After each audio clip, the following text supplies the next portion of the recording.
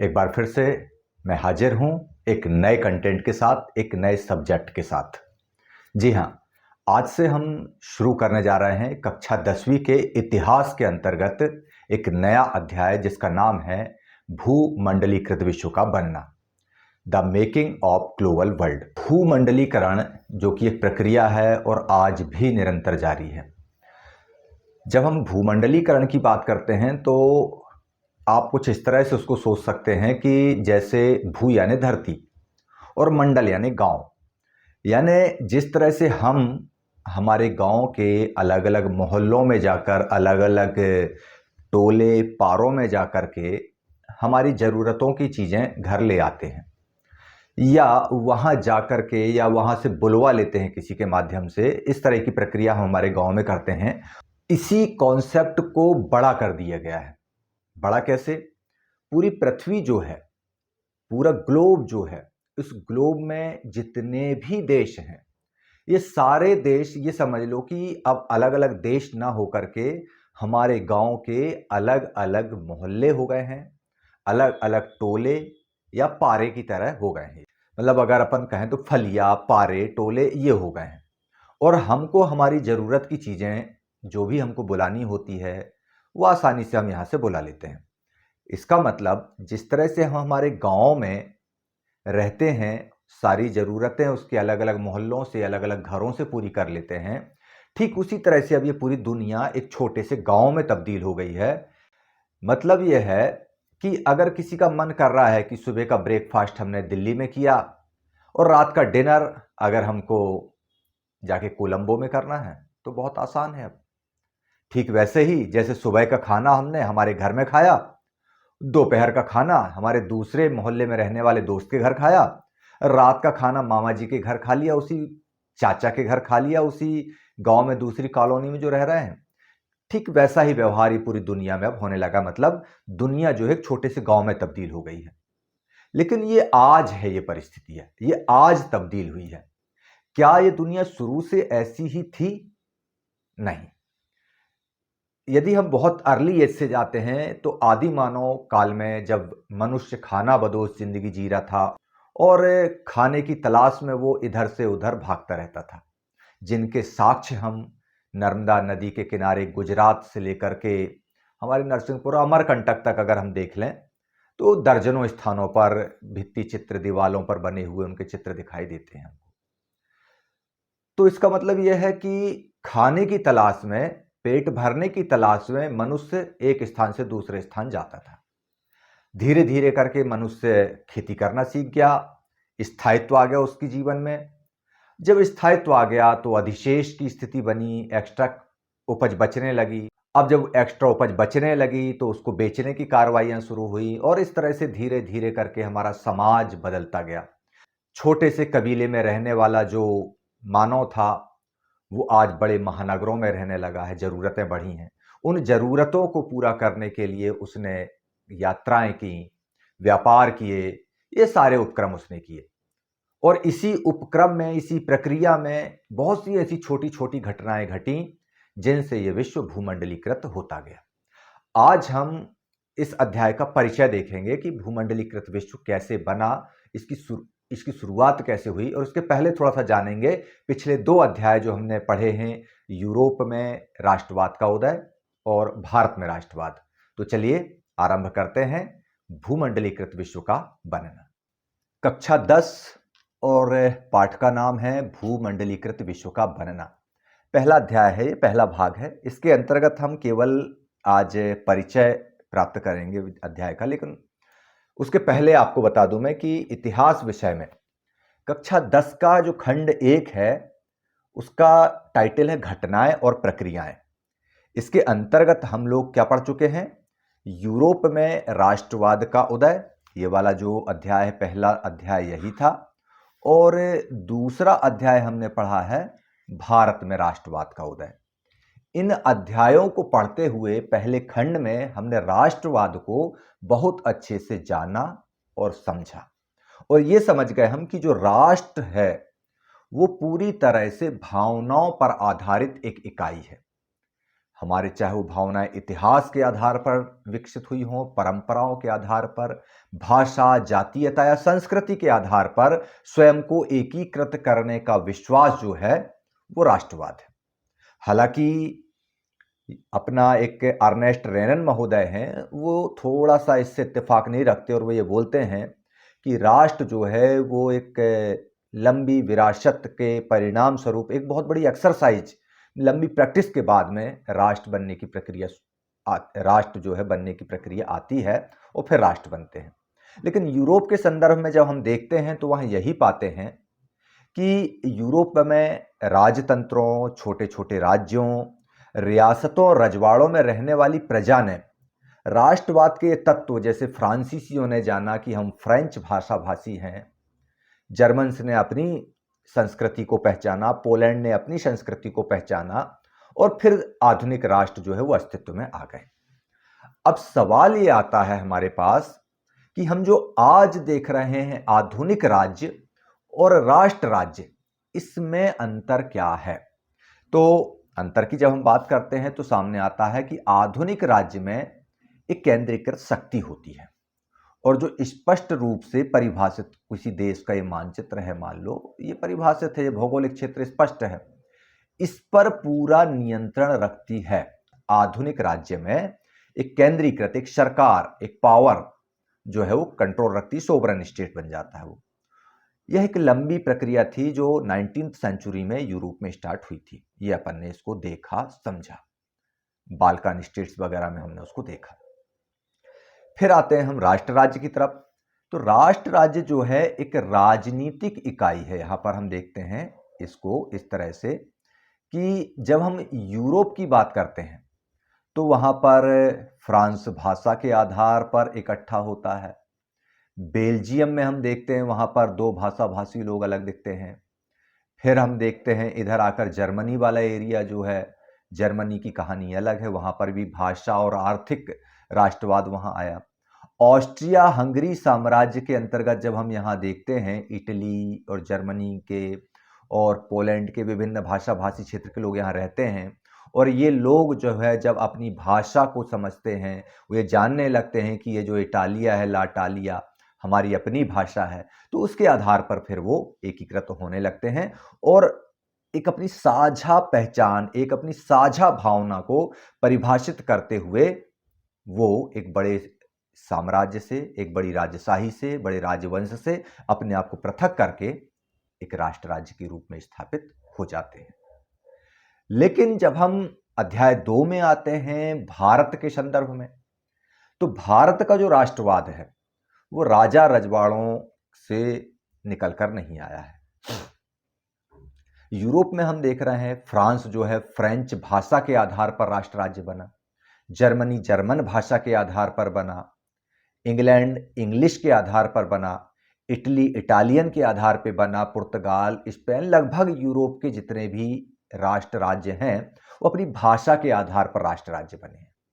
लेकिन जब हम भारत की बात करते हैं कि क्या भारत एक राष्ट्र है, तो इसमें बहुत सारे लोग, खासकर वेस्टर्न जो लोग हैं, पश्चिमी जगत के जो लोग हैं, वो भारत को राष्ट्र नहीं मानते। वो उनका कहना है कि हमने राष्ट्र बनने के लिए प्रेरित किया। हाँ, तुमने किया ना, भारत को उपनिवेश साम्राज्यवाद बनाया था, उपनिवेशवाद से मुक्ति के लिए लड़ाई लड़े, भारत राष्ट्र बन गया। जी नहीं, भारत राष्ट्र आज से नहीं है, भारत राष्ट्र सदियों से है। इस बारे में हम कभी बाद में बात करेंगे।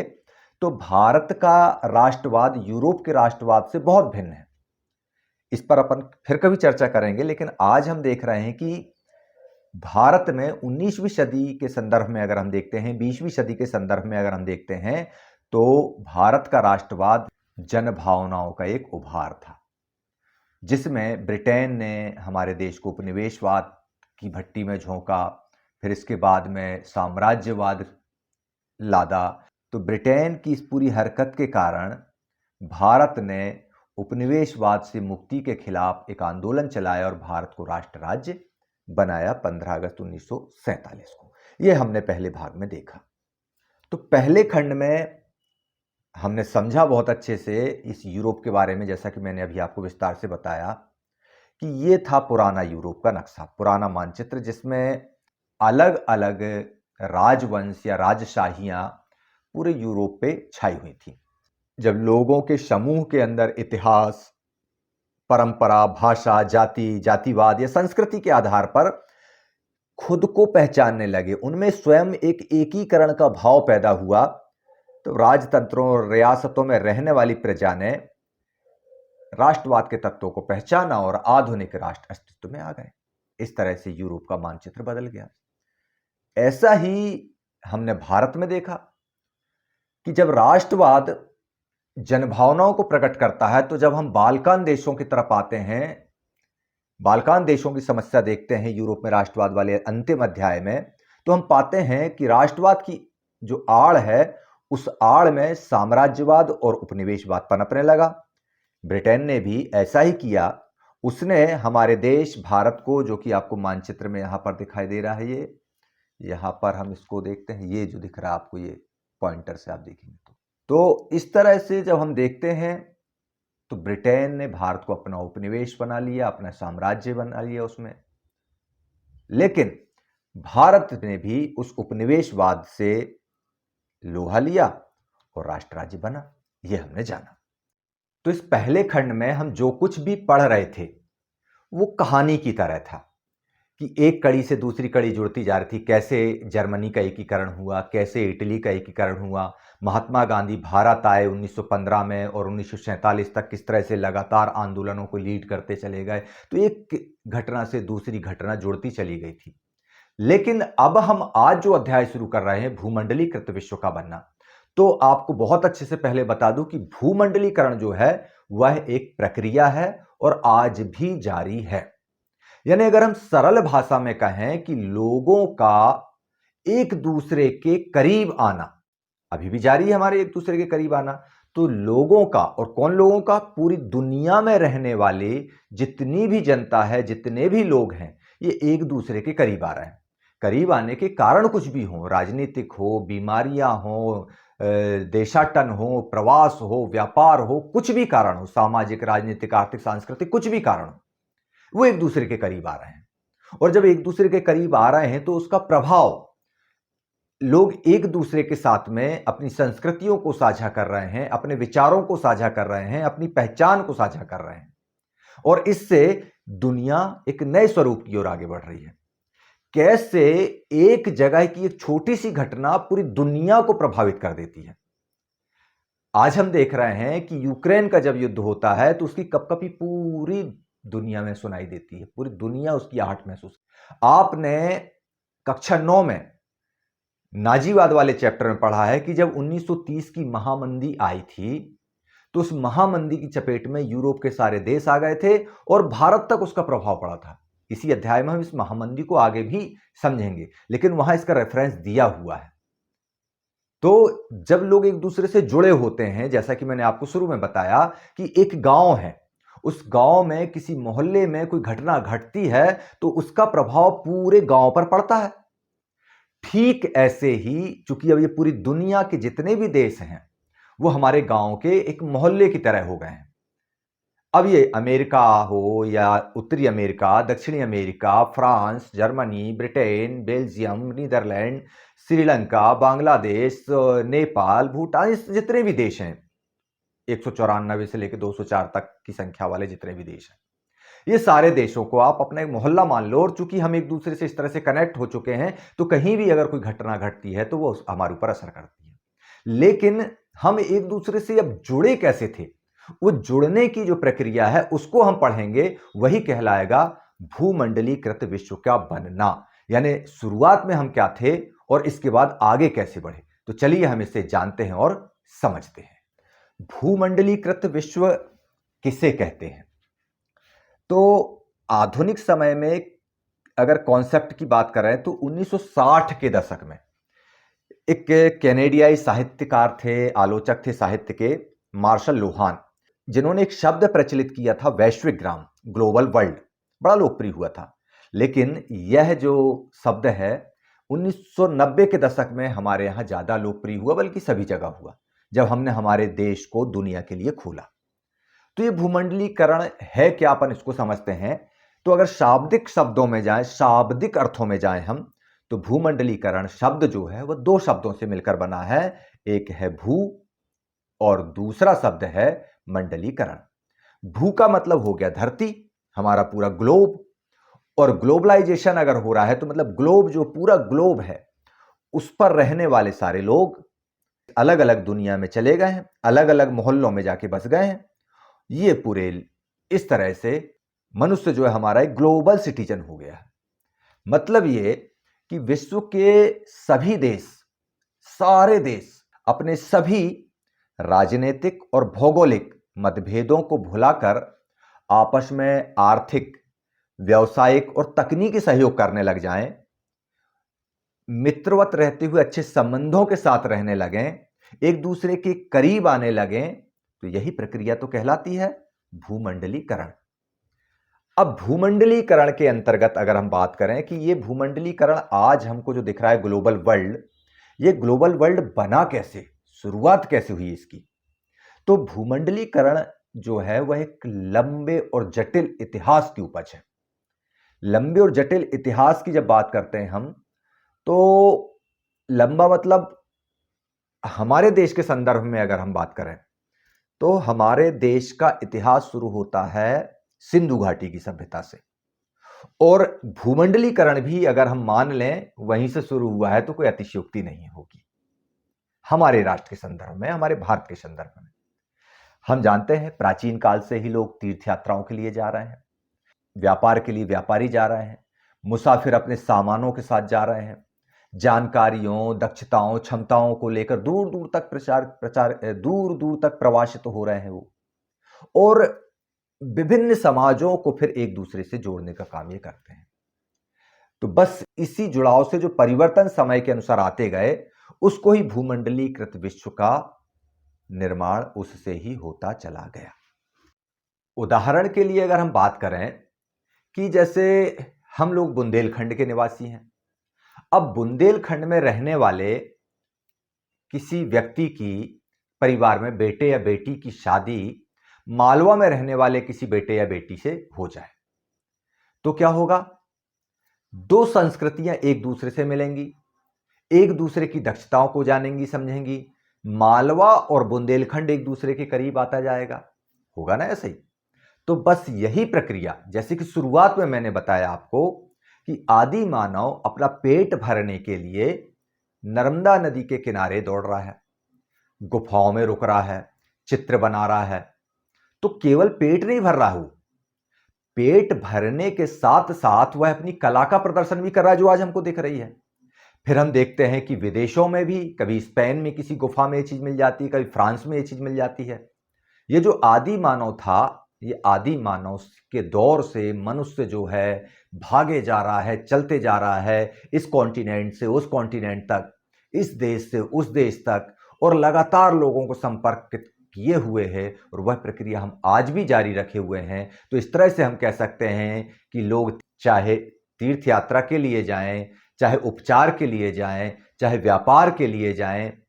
हमने सत्यनारायण की कथा में हम लोग सुनते हैं कि लीलावती कलावती के जो पिता थे और पति थे, वो व्यापार के लिए देशाटन के लिए जाया करते थे। तो इस तरह से लोग व्यापार, देशाटन किया करते थे, और उससे दुनिया के लोग एक दूसरे के संपर्क में आते थे, जिससे उनकी संस्कृतियां साझा हुआ करती थी, और इसी तरह से भूमंडलीकरण होता जा रहा था। तो चलिए इसको और आगे देखते हैं और समझते हैं कि वो कौन कौन सी घटनाएं हैं जो भूमंडलीकरण की शुरुआत में हमको दिखाई देती हैं। जैसे मैंने सिंधु घाटी की सभ्यता की बात की, वहां क्या हुआ था, चलिए अपन इसमें देखते हैं। आज जब हम अपने जीवन में वैश्विक आपसी संपर्कों के बारे में सोचते हैं, अरे अभी अमेजॉन है, फ्लिपकार्ट है, स्नैपडील है, ये सब क्या है? पहले आपने कल्पना की है कि आपके गांव में दुनिया भर से कोई चीजें आ सकती हों? आज हर बाइक पे पीछे बड़ा सा बैग टांगे और अमेजॉन से आप फ्रांस से और जापान से सारी चीजें बुलवाए जा रहे हो। यही हो रहा है ना। जैसे लगता है मान लो कोई अपने गांव के किसी मोहल्ले से कोई सामान लेके आ रहा हो, जबकि वो सामान आ कहां से रहा है? अमेरिका से आ रहा है वो सामान, लंदन से आ रहा है वो सामान। तो इस तरह से पूरी दुनिया चूंकि एक गांव में तब्दील हो चुकी है। अब ये आज हो चुकी है, इसके पहले वो किन रास्तों से गुजरते हुए हमारी दुनिया ये ऐसी बनी, आइए इसको देखते हैं। ये आपको स्क्रीन पर दिख रहा है आज की आधुनिक दुनिया। आज की आधुनिक दुनिया जिसमें आपको अमेरिकी महाद्वीप भी दिख रहा है, उत्तरी अमेरिका और दक्षिण अमेरिका दोनों दिख रहे हैं। यानी यह है हमारी आज की आधुनिक दुनिया, आधुनिक युग कह सकते हैं, जिसमें आज कुछ भी शेष नहीं है, सारे कॉन्टिनेंट्स आ गए हमारे सामने। ये आधुनिक दुनिया में लोग एक दूसरे के साथ में जुड़े हुए हैं, संपर्कित हैं, एक दूसरे से विभिन्न माध्यमों से संपर्क में हैं। यानी ये जो है वर्ल्ड ग्लोबल बनता हुआ हमको दिख रहा है, ये ग्लोबल वर्ल्ड हो चुका है और निरंतर प्रक्रिया जारी है कि हर देश के लोग एक दूसरे की जगह, हम बिल्कुल जैसे गांव में हम देखते हैं ना कि एक मोहल्ले से दूसरे मोहल्ले, दूसरे मोहल्ले से पहले मोहल्ले में लोगों का आना जाना है, सामान लाना ले जाना है, ये संपर्क हैं, सब सारी चीजें। वैसी पूरी दुनिया एक छोटे से गांव की तरह हमको दिखाई दे रही है और वहां पर ये सब चीजें हो रही हैं, लोग एक दूसरे से जुड़ जा रहे हैं। अब अपन इसके पहले की बात कर रहे हैं कि भूमंडलीकृत विश्व फिर आज जो दिख रहा है वो बना कैसे। तो हमको पहले जाना पड़ेगा, यानी कहां जाना पड़ेगा, आधुनिक युग के पहले। अब आधुनिक युग में तो हमको ये दिख रहा है, लेकिन आधुनिक युग के पहले दुनिया कैसी थी, चलो उसको देखते हैं। आधुनिक युग के पहले दुनिया ऐसी थी जिसमें हमको अमेरिका दिखाई नहीं देता है, ऑस्ट्रेलिया भी अभी नहीं दिख रहा है हमको, वो भी बहुत बाद में खोजा जाता है वहां तक जाने का रास्ता। तो कुल दुनिया इतनी बड़ी थी, अफ्रीका, यूरोप और एशिया इतने ही थी जो एक स्थल मार्ग से एक दूसरे से जुड़े हुए थे, वही एक दुनिया थी। फिर मनुष्य के साथ में मनुष्य ने जैसे जैसे समय बिताया, व्यापार करने के लिए वह एक जगह से दूसरी जगह जाने लगा, प्रवास के लिए जाने लगा। प्रवास के बहुत सारे तरीके होते थे, चाहे वो रोजगार की तलाश में जाए, चाहे वो उपचार के लिए जाए या तीर्थ यात्रा के लिए जाए, तो प्रवास के अलग अलग कारण होते थे। मजदूरी करने भी जा रहा है जैसे मान लो। और एक होता था पूंजी का प्रवाह। पूंजी का प्रवाह बहुत बाद में आरंभ होता है, लेकिन व्यापार और प्रवास से आरंभ हुआ और फिर बाद में पूंजी प्रवाह भी उसमें जुड़ गया। और इस तरह से फिर हम देखते हैं कि आधुनिक युग से लेकर के आधुनिक युग के पहले से, प्री मॉडर्न एज से आज तक मॉडर्न एज तक की जो यात्रा है पूरी, इस यात्रा का अध्याय हम आने वाले कंटेंट्स में पढ़ेंगे। तो बहुत ध्यान से, बहुत आराम से अपनी किताब हाथ में लेकर आप इसे देखिएगा। जब हम वैश्वीकरण की बात करते हैं तो आमतौर पर एक ऐसी आर्थिक व्यवस्था की बात करते हैं जो पिछले 50, 60, 70 सालों में हमारे सामने आ रही है। लेकिन जैसा कि आप इस अध्याय में देखेंगे, भूमंडलीकृत विश्व की बनने की जो प्रक्रिया है वह व्यापार, प्रवास, पूंजी और बहुत सारी चीजों की दुनिया भर में आवागमन से होती है। एक लंबा इतिहास रहा है।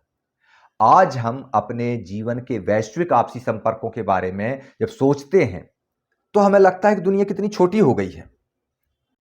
व्हाट्सएप पर एक मैसेज किया, फोटो भेजा, वीडियो भेजा, भारत के किसी भी गांव से बैठ करके दुनिया के किसी भी कोने में विद इन अ सेकंड आप वहां पर पहुंचा देते हैं।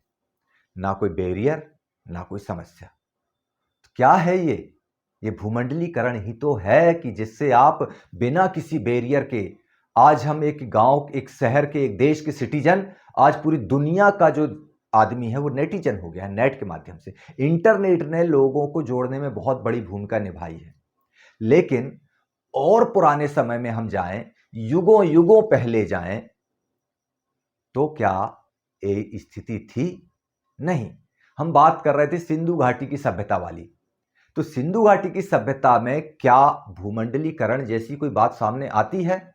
तो वह पहला कदम रहा होगा निश्चित रूप से। हम जानते हैं ना कि मेसोपोटामिया के साथ हमारा व्यापार हुआ करता था, तो बस वो पहला कदम था। हम हमारे घर से बाहर निकले किसी अन्य जगह पर जाने के लिए, यानी भूमंडलीकरण की प्रक्रिया शुरू। तो हम यानी सिंधु घाटी की सभ्यता के लोग कैसे निकले, चलिए देखते हैं। अब इस अध्याय को जब हम पढ़ेंगे तो इस अध्याय में आधुनिक युग के पहले जो था उसमें हम देखेंगे सिंधु घाटी का समय, फिर अरब के व्यापारियों का आगमन, दक्षिण भारतीय राज्यों का समुद्री व्यापार, रेशम मार्ग और अमेरिका खोज। ये प्री मॉडर्न एज के समय की बात हुई, यानी अमेरिका की खोज के पहले का समय कहलाएगा प्री मॉडर्न एज। फिर आता है मॉडर्न एज, ये जिसके अंतर्गत हम पूरा देखेंगे 19वीं सदी, महायुद्धों का समय, यानी जो वर्ल्ड वार फर्स्ट और वर्ल्ड वार सेकंड हुआ और इसके बाद जो विश्व अर्थव्यवस्था का निर्माण हुआ वो कैसे हुआ। यानी इतिहास के हर दौर में, चाहे वो प्री मॉडर्न एज हो, यहां पर हम बात करें सिंधु घाटी की सभ्यता हो, या अरब व्यापारियों का आना जाना हो, दक्षिण भारतीय राज्यों का जो समुद्री व्यापार हो, रेशम मार्ग पर हम थोड़ी विस्तार से बात करेंगे और अमेरिकी खोज की हम अगली वीडियो में विस्तार से बात करेंगे। आज हम चर्चा करेंगे केवल इन 3 बिंदुओं पर, सिंधु घाटी की सभ्यता, अरब व्यापारी और दक्षिण के समुद्री व्यापार पर। बहुत इनिशियल स्टेज पर भूमंडलीकरण के छोटे छोटे क्या कदम थे। भूमंडलीकरण में अपन देखते हैं यहां पर कि तरह तरह की चीजें, पैसा, मान्यताएं, हुनर, विचार, आविष्कार, कीटाणु, बीमारी सब दिखता है हमको। यानी पुजारी एक स्थान से दूसरे स्थान जा रहा है, यात्रियों की यात्राएं हो रही हैं, लुटेरे भी आ जा रहे हैं, व्यापारी व्यापार कर रहा है, यात्री यात्रा कर रहा है, तीर्थयात्री तीर्थाटन में लगा हुआ है।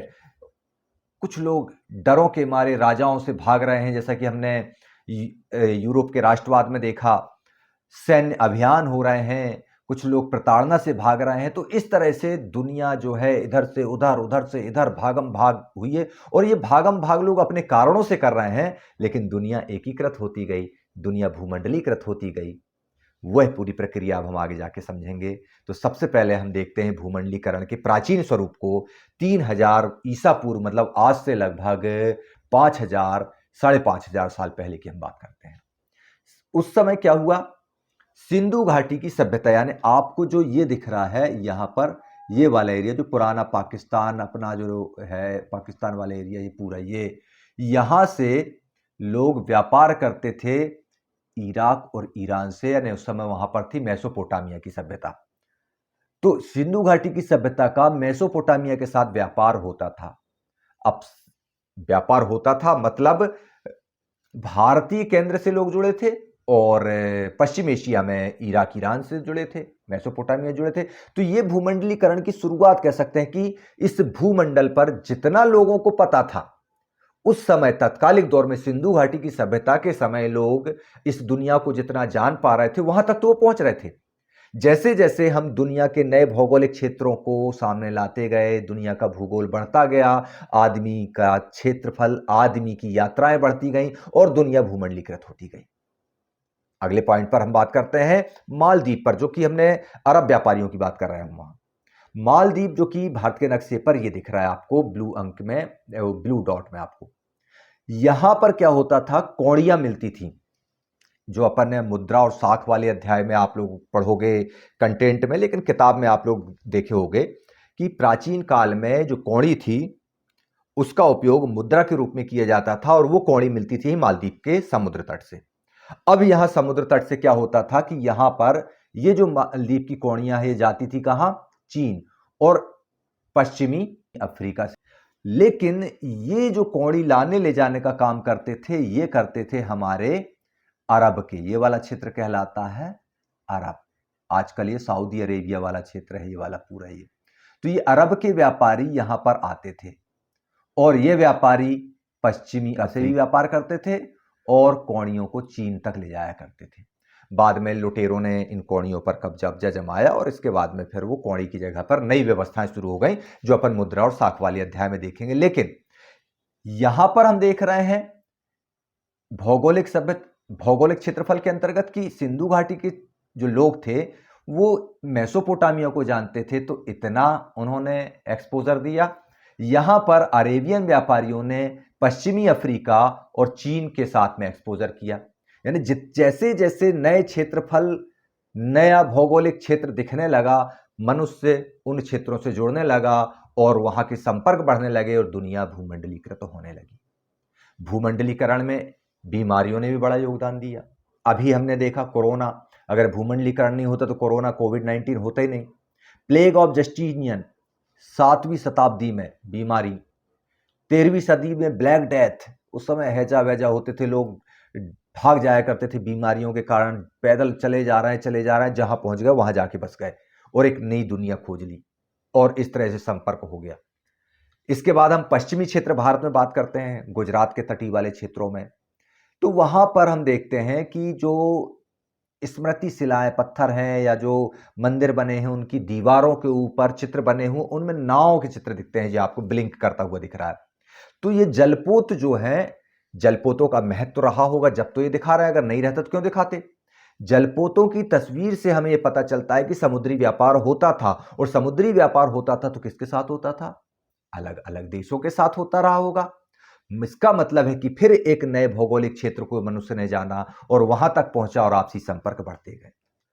तो इस तरह इस अध्याय में आप लोगों ने पुराने 2 अध्यायों की जो झलक है वो देखी कि कैसे यूरोप में राष्ट्रवाद आया, भारत में राष्ट्रवाद हुआ, और इसके बाद हम भूमंडलीकृत विश्व के बनने के प्रथम चरण में जा रहे हैं और यह समझने का प्रयास किया कि भूमंडलीकरण आखिर है क्या।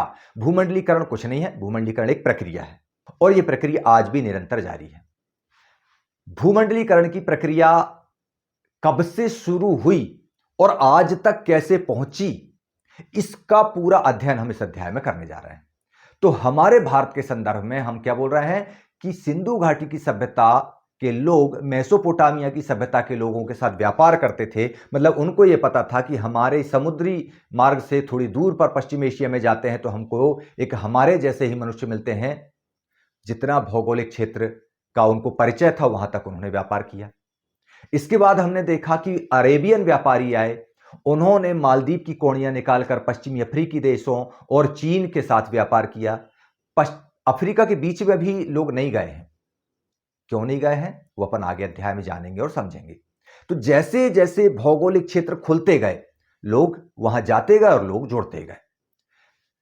हम दक्षिण भारतीय राज्यों की बात करते हैं पश्चिमी तट पर, केरल और इस साइड अपन जब जाते हैं और देखते हैं तो गोवा वगैरह में हमको संग्रहालय में पत्थर दिखते हैं और उन पत्थरों की में उकेरे गए चित्र देखते हैं। उन चित्र में नाव का चित्र दिखता है और वो नाव का चित्र बताता है कि व्यापार होता था, चाहे वो पश्चिम अफ्रीका से होता हो या अरेब से होता हो, अरेबियन कंट्री से होता हो, या इधर से घूम के आके इंडोनेशिया, जावा, सुमात्रा, मलाया से होता हो। मतलब जैसे जैसे भौगोलिक क्षेत्र खुलते गए, विभिन्न कारणों से मनुष्य व्यापार के लिए, प्रवास के लिए आने जाने लगा और भूमंडलीकरण की प्रक्रिया शुरू होने लगी। अभी तक अमेरिकी महाद्वीप की खोज नहीं हुई है, यानी यह पूर्व आधुनिक दुनिया का भूमंडलीकरण चल रहा है। अब शुरू होता है भूमंडलीकरण का वास्तविक चरण, जिसको लोग कहते हैं पहला भूमंडलीकरण। बहुत सारे इतिहासकार जिसे पहला भूमंडलीकरण कहते हैं, वो है रेशम मार्ग के माध्यम से होने वाला व्यापार। इसके बारे में हम जानेंगे और समझेंगे इसके ठीक बाद आने वाले अगले वीडियो में। आप लोग देखते रहिएगा उसे, बहुत जल्दी तैयार करके उस वीडियो को भी हम इस चैनल पर लेकर आ रहे हैं। और तब तक आप लोग देखते रहिए इस चैनल को। और हां, वही निवेदन फिर से मेरा, सब्सक्राइब कर दिया करो, मन लगा रहता है, थोड़ा सा एप्रिशिएशन मिलता है कि हाँ चैनल सब्सक्राइब हो गया है। ठीक है ना? चलिए ठीक है, तो आप लोग सब्सक्राइब कीजिए, शेयर कीजिए, लाइक कीजिए और भी बच्चों को बताइए। इस कंटेंट में कोई ऐसा बात हो जो आपको समझ में ना आई हो, या मेरे समझाने के तरीके में आप कोई परिवर्तन चाहते हो, वो भी बताइएगा, सजेस्ट कीजिएगा, ताकि मैं और प्रयास कर सकूं कि आपकी समझ में, आपकी समझ विकसित हो सके, उसके लिए दूसरे प्रयास भी मैं कर सकूं। तो चलिए ठीक है, आपके सुझाव के इंतजार भी रहेगा मेरे को, आपके अच्छे कमेंट्स का भी इंतजार रहेगा मेरे को, आपके लाइक और शेयर का भी इंतजार रहेगा मेरे को, और सब्सक्रिप्शन का तो रहता ही है। तो चलिए, अगला कंटेंट आए उसके पहले तैयारी करूं, मुझे याद दीजिए। जय हिंद, जय भारत।